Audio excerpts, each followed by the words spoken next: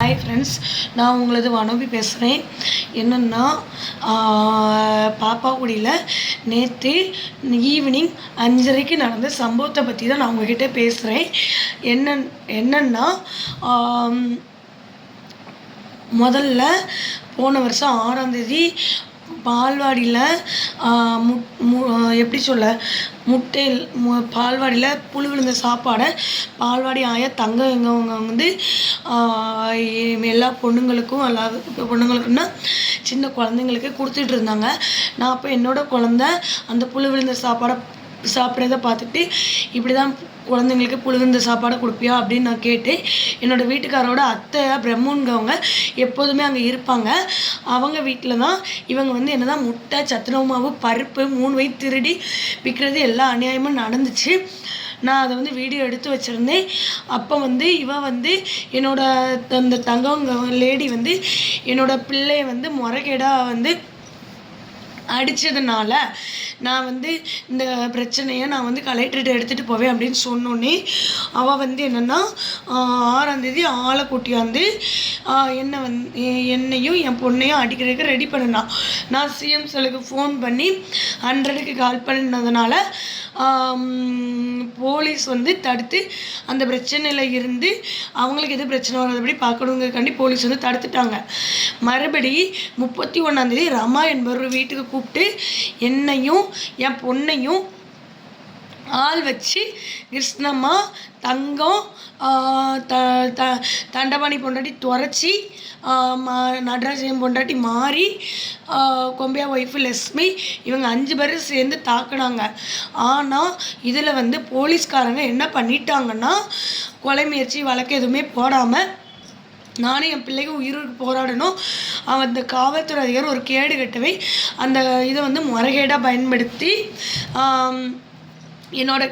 என்னென்னா எஃப்ஐஆர் போட மாட்டேன்னு சொல்லி என்னோடய கேஸை அதில் போட்டப்பட்டிருந்த எஃப்ஐஆரை எடுத்து முறைகேடு பண்ணிட்டான். என்னென்னா எனக்கு வந்து ஹஸ்பண்ட் கிடையாது.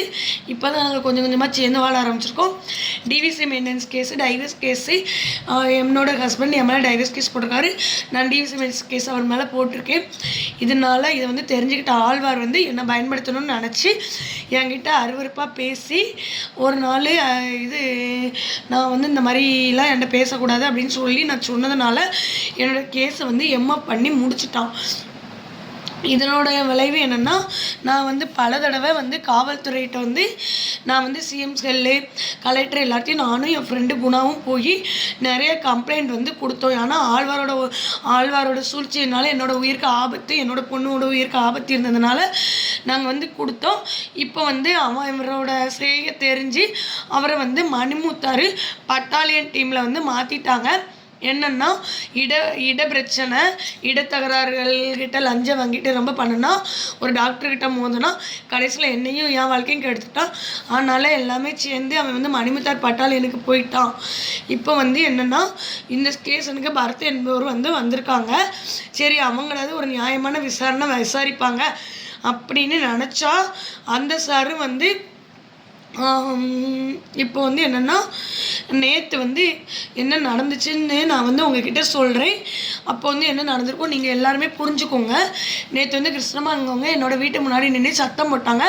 நான் அவங்கள வந்து நானும் பதிலுக்கு சத்தம் பண்ணி நான் அவங்கள வந்து வீடியோ எடுத்தோடனே அந்த வீடியோ அவங்க வந்து கிட்ட வந்து நான் வந்து அடிக்க கூப்பிட்டதுன்னுனால் நான் வந்து என்ன பண்ணினேன்னா காவல் உதய மையத்துக்கு அவசரனுக்கு ஃபோன் பண்ணி போலீஸ்காரங்களை வர சொன்னேன். அதுக்குள்ளே இவங்க வந்து என்னென்னா கிட்னம்மா வீட்டுக்காரை, கிட்னம்மா அவளோட தம்பி சுப்பிரமணியை, 3 பேர் அவளோட கிட்னம்மாவோட பையன் 4 பேர் சேர்ந்து என்னை அடித்து என் ஃபோனை என்கிட்ட இருந்து பிடுங்கி காவல்துறைக்கு கொண்டு போய் ஒப்படைக்கிறாங்க. இதில் வந்து காவல்துறை என்னோடய ஃபோனை பிடுங்கி காவல்துறையில் ஒப்படைக்க காரணம் என்ன? ஒருவேளை காவல்துறை சரியாக இருந்திருந்தாங்கன்னா என்ன அடித்ததுக்கு அவங்க எஃப்ஐஆர் போடணும். ஆனால் இப்போ வரைக்கும் ஒரு கேஸு கூட ஃபைல் பண்ணலை. காரணம் அவங்க வந்து என்னென்னா நல்ல பணக்காரங்க, நாங்கள் வந்து கீழ்த்தரப்பட்டவங்க, ஏழைங்க அப்படிங்கிறனால இந்த கேஸை வந்து காவல்துறையினரும் ஒன் சைடாக சப்போர்ட் பண்ணுது. எங்களை அடித்து கொன்னா கூட கேட்குறதுக்கு நாதி கிடையாது அப்படிங்கிற மாதிரி காவல்துறை இன்னைக்கு பண்ணிக்கிட்டு இருக்காங்க பாப்பாக்குடியில். தயவு செய்து இதை பார்க்குற அதிகாரிகள் காவல்துறை மேலே நல்லபடியாக நடவடிக்கை எடுக்கணும்னு சொல்லிட்டு இரு கை கூப்பி வேண்டிக் கொள்கிறேன். என்னோட கேஸையும் எஃப்ஐஆர் போடப்பட்டிருந்த கேஸையும் எடுத்து எம்ஓ பண்ணி முடிச்சுட்டாங்க. நான் மற்றவங்களுக்கு எவ்வளோ பேருக்கு 2-3 பேருக்குலாம் நான் எஃப்ஐஆர் என்னோடய சைட்லேருந்து போட்டு கொடுத்தேன்.